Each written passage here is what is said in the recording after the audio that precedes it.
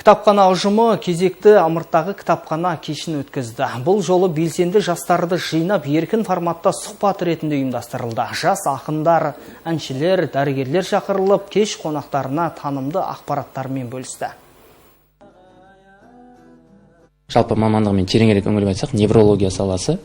Қазіргі неврология бойынша енді өте актуалды, өйткені жастарда, үлкендерде сол салада денсаулық жағынан проблема өте көп. Енді бүгінгі іс-шара туралы айтатын болсам, бүгін міне Ақтөбе облысының іріктеліп, осы жастар арасында осы қоғамға деген өзінің игілік, яғни пайдасы дейміз ғой, енді әркімнің өзінің парызы, азаматтық борышы деген секілді.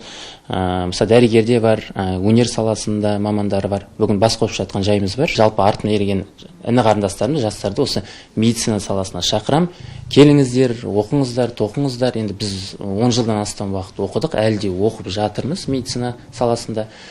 Келіп, енді халқын ақ халатын киіп, халқына деген енді денсаулық жағынан көмектессе деген өзімнің игі тілегім бар. Кітап оқу арқылы, яғни осы жас ақын деңгейіне көтерілдім деп те айтсам болады.